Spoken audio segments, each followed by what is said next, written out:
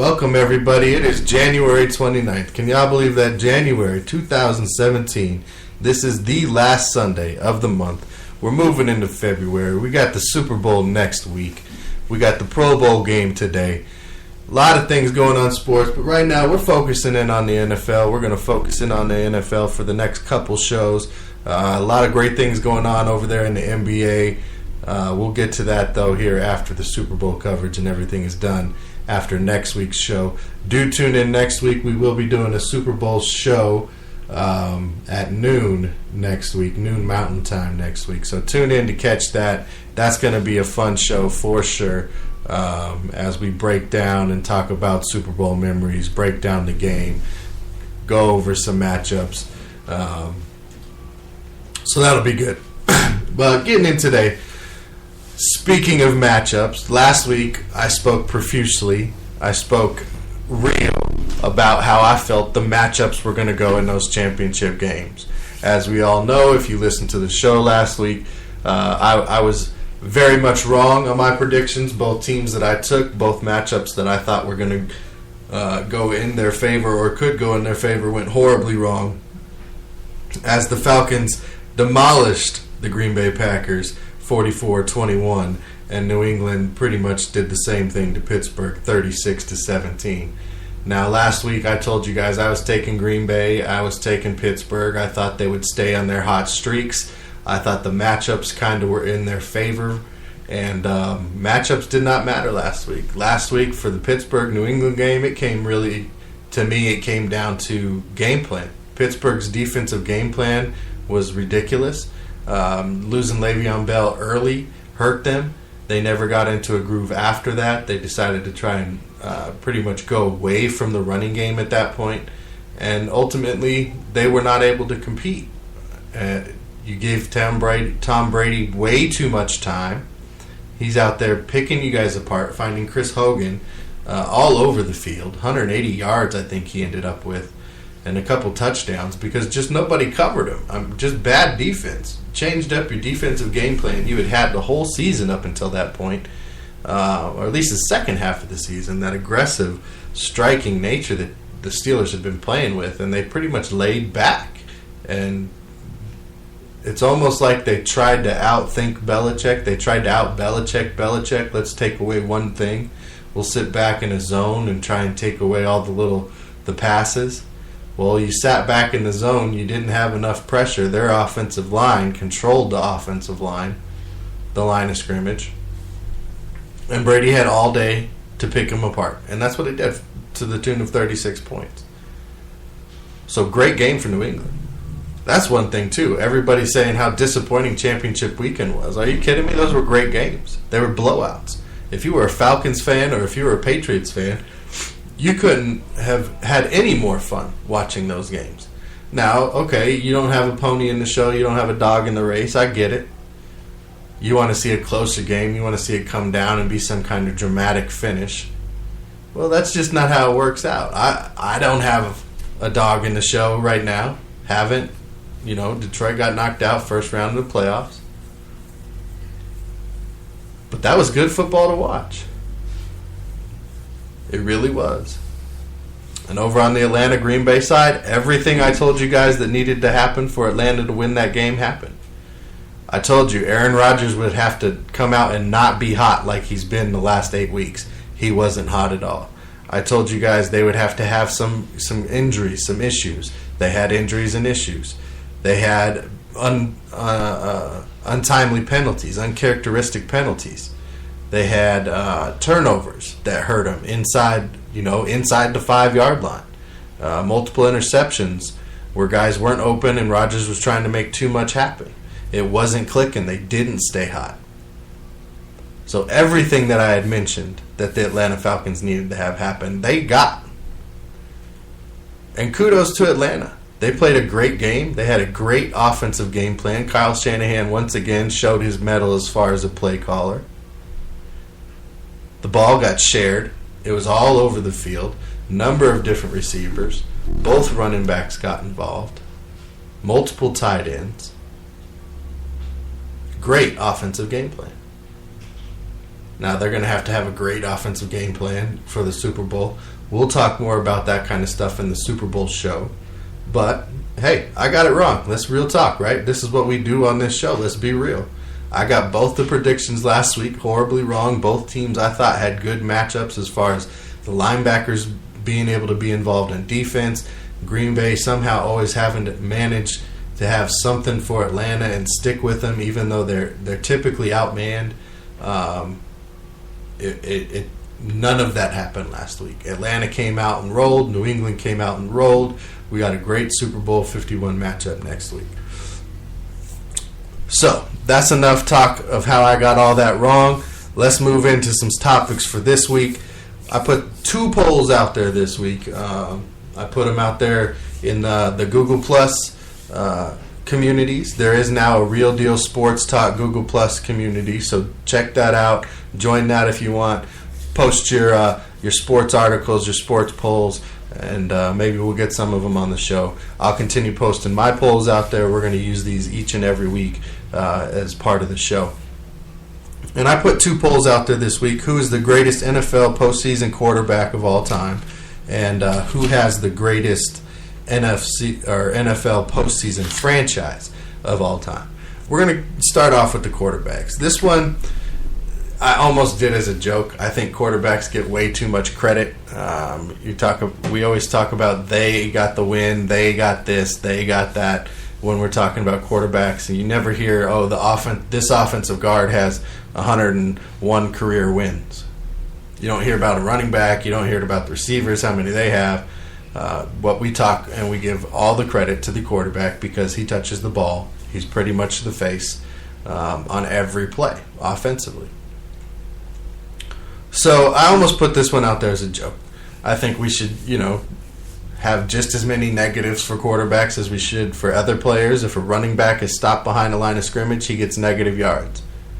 If a quarterback's sacked, that's negative rushing yards for that quarterback, in my opinion. I don't really know if it goes down for negative rushing yards for them, but it should. I think interceptions. If you throw an interception and that ball is then returned past the original line of scrimmage, that's negative passing yards. Let's go ahead and take it away just like we would for a running back, right? I don't know. The game's become too centered to me about protecting the quarterback, and the quarterback gets all the credit. The quarterback gets the wins. The coaches are responsible for the wins. And it's really so much more than that to me as a team game, a true team sport, where you need everybody on the field for any one thing to work right. They say the receiver is a dependent position, and we've had this argument many times on the show. Every position is a dependent position in the game of football. You can't have one guy take over a single game in football. You can't. You can't say, the running back took this game over. No, the running back was able to accomplish what he did because the offensive line did their job, because the receivers were doing what they were supposed to do on that given play. If the receiver doesn't sell and then block, that leaves people and defenses options. We know he's not coming off the ball on this play because it's a running play. So instantly, that's a tip-off to the defender, changes up how the defensive plays, changes up how the offense works. Every position is dependent. Quarterback can't get the pass off if the offensive line doesn't block. Quarterback doesn't get credit for the yardage that the receiver gets after the catch if the receiver doesn't do everything the receiver does. Defensively, you depend on your guys up front, your linebackers. Every level of the defense depends on the other level to be doing what they're supposed to be successful on a play. If that doesn't happen, you get gashed, you give up big plays, you give up touchdowns. That's how that works. It's all dependent on another. So, enough of my rant about thinking quarterbacks get too much credit. Let's talk about how the results broke down. And again, we're going to start with the quarterback. Who's the greatest NFL postseason quarterback of all time?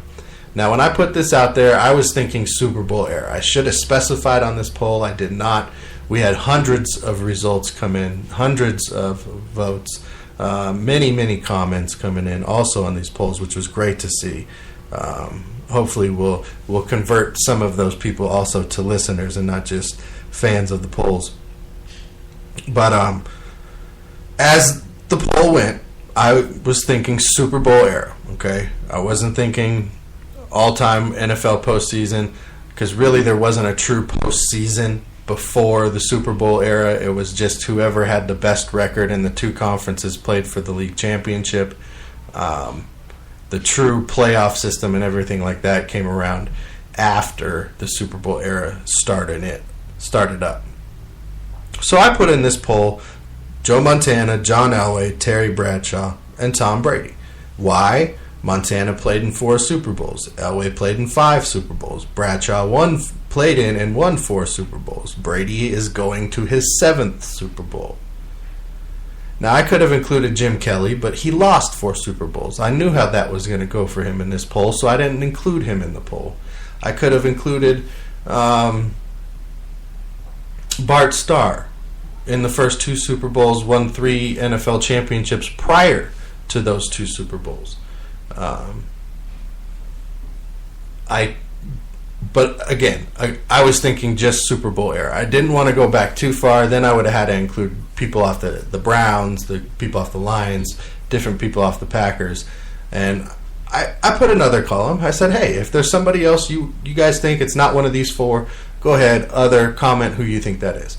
Most people who wrote in were in favor of Bart Starr. Bart Starr needs to be included in the conversation. I agree as far as his postseason record, the championships he won, the one as a player coach, all of those things, the mystique of the Packers, championship town, title town, all those things, yes. I understand that argument, but sticking just to the Super Bowl era, Montana, Elway, Bradshaw, Brady, if you could think of another one in the Super Bowl era that I missed, go ahead and let me know. I agree with all of you that Bart Starr, as far as the complete history in the NFL, definitely should be in there.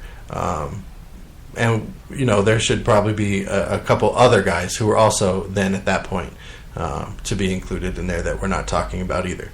But as these poll results go, the hundreds of votes that came in, I think this poll, we got a little over 400 votes, I believe, in this poll as of this morning. Montana, he got it, 48%. Elway comes in at 4%, which is a little shocking to me, because until Brady got to his 7th, Elway was the only quarterback to achieve the 5 Super Bowl appearances. And you got to remember, 3 of those were just on the back of him. He led 3 of those Denver Bronco teams to the Super Bowl on his own with very little talent. Bradshaw, again, he came just above Elway at 6%. Brady had 36%, and other categories 6%. And there were some joke comments who came in on the other. There's like, not Eli Manning, Alex Smith, and I think I saw a Akili Smith, somebody commenting. So, that's 6%. Take it for what it will, but a lot of it was Bart Starr.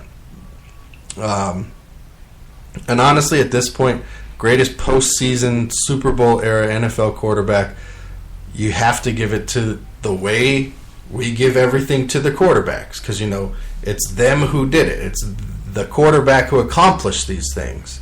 You have to go with Tom Brady. Yes, what Montana did, getting them to the 4, and Steve Young's 5th, those 5 and 14 years, very impressive. This is now Brady's 7th in, 17 years?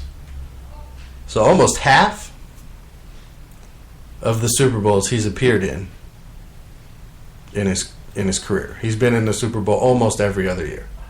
That's pretty impressive.